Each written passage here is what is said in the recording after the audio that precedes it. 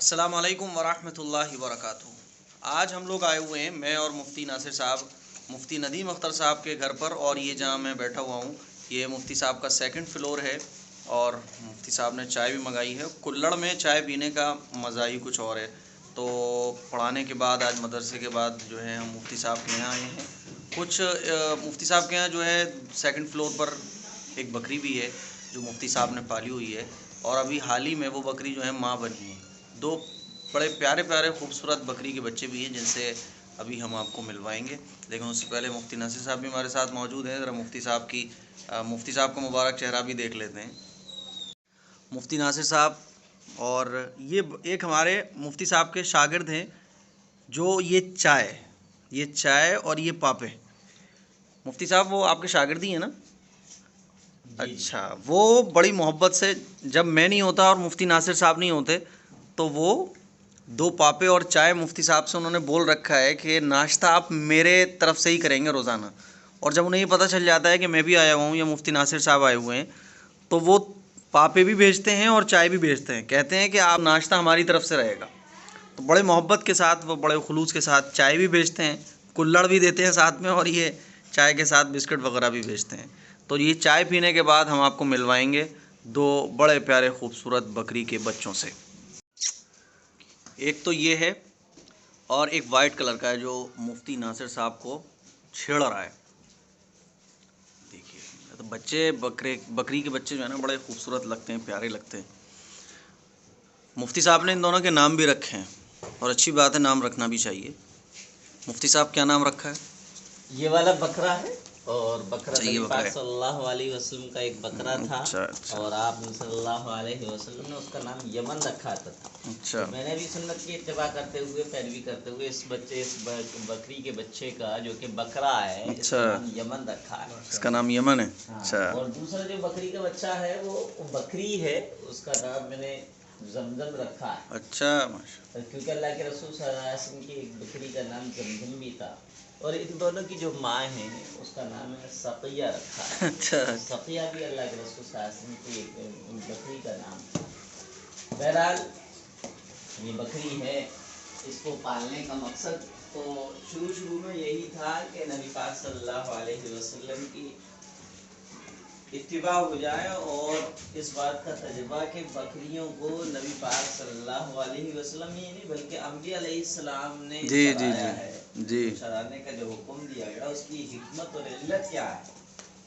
اس قدر عظیم الشان شخصیات، پیغمبران اسلام، انبیاء اور رسول کو اللہ تعالیٰ نے بکریاں کیوں چروائی؟ جی۔ تو بکری چونکہ جانور ایک سیدھا سادہ بھولا بھالا جانور ہے، اس کو پالنے سے یہ سمجھ میں آیا کہ اس کی جو دیکھ ریکھ کرے گا، اس کو چرائے گا یا پالے گا، اس کے اندر بردباری آ جائے گا، تحمل آ جائے گا، کیونکہ اس کی ایک عادت اور فطرت ہے کہ جس چیز کو اس کو روکا جائے یہ وہی چیز، وہی جانور وہ کام کرتا ہے۔ مثلا اس کی مینگنی ہے، اس کی غلاظت ہے، پیشاب وغیرہ اگر صاف کر رہے ہو تو عین اس وقت جب کہ آپ نے سب صاف کر کے ہی چکے ہو جب ہی یہ کرتی، یا اسی طریقے سے جس جگہ سے منع کیا جائے اس جگہ پر ہی یہ اس کا جانا ہے۔ بہرحال کامل سنت نبوی اور پیروی کے اعتبار سے اس کو بکری کو پالا گیا ہے۔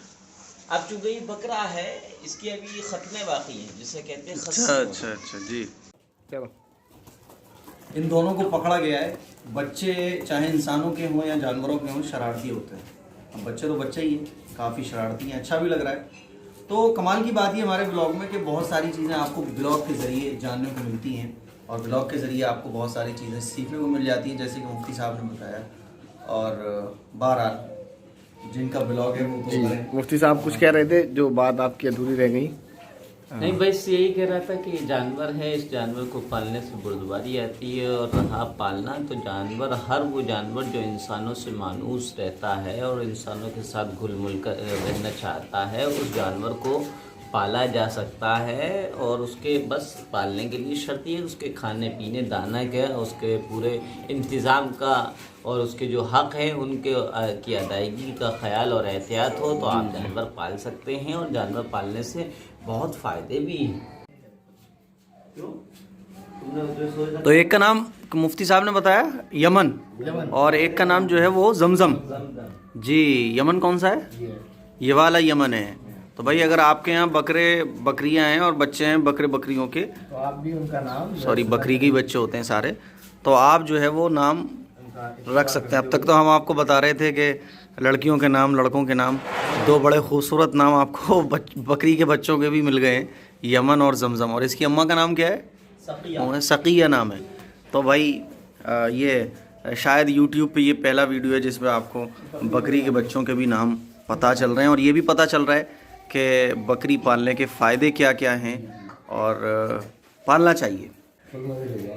ان دونوں میں سے آپ لوگوں کو کون سا پسند آیا؟ ایک یہ وائٹ ہے اور یہ جو زمزم ہے، زمزم ہے، یہ زمزم ہے اور اس کا کلر ایسا ہے. بہرحال مجھے تو وائٹ پسند ہے. ویسے تو مجھے ساری چیزیں وائٹ پسند ہیں. میرے کبھی کبھی تو شوز بھی وائٹ ہوتے ہیں اور پگڑی تو وائٹ رہتی ہے، کپڑے وائٹ رہتے ہیں. ہاں یہ مجھے وائٹ والا زیادہ پسند آیا. آپ لوگ کمنٹ کر کے بتائیے گا کہ آپ لوگوں کو ان دونوں میں سے کون سا زیادہ اچھا لگا. تو یہ کچھ باتیں تھیں بکری سے ریلیٹڈ اور بکری پالنے کے بارے میں، اور یہ باتیں مجھے امید ہے کہ آپ لوگوں کو اس ولاگ کے ذریعے پتہ لگیں. آپ کو پسند آیا ہوگا یہ ولاگ، کمنٹ کریے گا اور دعا کیجیے ہمارے مفتی صاحب کے بارے میں، ہمارے بارے میں. بھائی جتنے بھی کام ہم لوگ کر رہے ہیں اللہ تعالیٰ اس میں برکت دے، ترقی دے، شریروں کے شر سے محفوظ رکھے، حاسدوں کے حسد سے محفوظ رکھے. اور اسی جگہ کمال کی بات میں آپ کو بتاؤں کہ اسی جگہ جو ہے مفتی صاحب ایک چھوٹا سا مکتب بھی چلاتے ہیں جس میں مفتی صاحب بچیوں کو قرآن کی تعلیم اور دینی تعلیم بھی دیتے ہیں. یہ آپ کہہ سکتے ہیں کہ یہاں بہت سارے کام ہوتے ہیں، پڑھائی بھی ہوتی ہے اور اس کے ساتھ ساتھ یہ نٹکٹ بکری کے بچے بھی طلباء کے ساتھ انجوائے بھی کرتے ہیں. یہاں جو بچیاں پڑھنے آتی ہیں اسٹوڈنٹس ہیں، انہوں نے ہی یہ سب لکھا ہوا ہے اور ابھی اس پہ پلاسٹر نہیں ہوا ہے. بہرحال جب یہ بنے گا اللہ نے چاہا تو بنے گا. لیکن یہاں مفتی صاحب پڑھاتے بھی ہیں. بورڈ بھی ہے دیکھیں، مکروہ تحریمی، تنزیہی، دلیل قطعی، یہ سب کچھ ہے. غالباً اس میں جانوروں کے تعلق سے ہی کچھ باتیں کریں. جی اچھا ہاں یہ سب بتایا گیا نا کہ شرمگاہ، ودود، پیشاب، پتا، حرام مغز، جو ساری چیزیں آپ لوگوں کو کلپ میں آلریڈی بتائی جا چکی ہیں. مفتی صاحب نے بھی بتایا، مفتی ناصر صاحب بھی بتاتے رہتے ہیں. بہرحال پیچھے سے میں آپ کو دکھاتا ہوں یہ کلاس کیسی ہے. اللہ کا شکر ہے کہ یہاں 30-40 بچیاں آ جاتی ہیں. اور اچھا اس کی ایک وجہ یہ بھی ہے زمین پر بٹھا کے ہم کیوں پڑھاتے ہیں. بعض لوگ یہ کہتے ہیں نا کہ زمین پر بٹھا کے آپ لوگ کیوں پڑھاتے ہیں. اس کی وجہ یہ ہے زمین پر بیٹھا کر پڑھانے سے تواضع پیدا ہوتی ہے، اندر طبیعت میں تواضع پیدا ہوتی ہے اور تکبر ختم ہوتا ہے اور جو ہے وہ بڑک پن نکلتا ہے. یہ دیکھا گیا ہے جو بچے کرسی میز پر بیٹھ کر پڑھتے ہیں مفتی صاحب ان کے اندر تواضع نہیں ہوتی نا. یہ بالکل حقیقت ہے اور اس کا ہم نے کافی سال سے تجربہ بھی کیا ہے. ہم نے جو ہے بالغ بچیوں کو 20-20 سال کی، 25-25 سال کی خواتین کو پڑھایا ہے، لیکن زمین پر بٹھا کر پڑھایا تو ان کے اندر تواضع عجیب و غریب دیکھنے کو ملی ہے. اور پھر جب ان کے ساتھ وہ بچے پڑھیں گے تو ظاہر ہے وہ جو مفتی صاحب نے صفات بیان کی کہ بکری اور بکریوں کے اندر جو صفات ہوتی ہیں اور ان سے طبیعت میں کیا اتار چڑھاؤ آتا ہے وہ بھی ہمارے طلباء کے اندر پیدا ہوتا ہے. تو یہ ساری خوبی ہیں. بظاہر میں یہ ایک عیب اور ایک نقص نظر آتا ہے، لیکن اس کی حکمت اور اس کی جو فضیلت ہے وہ تو جب جانتا ہے آدمی گہرائی سے تبھی پتہ چلتی ہیں. تو بس اینڈ کرتے ہیں یمن اور زمزم اور اس کی اماں کے ساتھ ہم اپنے بلاگ کا. السلام علیکم ورحمۃ اللہ وبرکاتہ.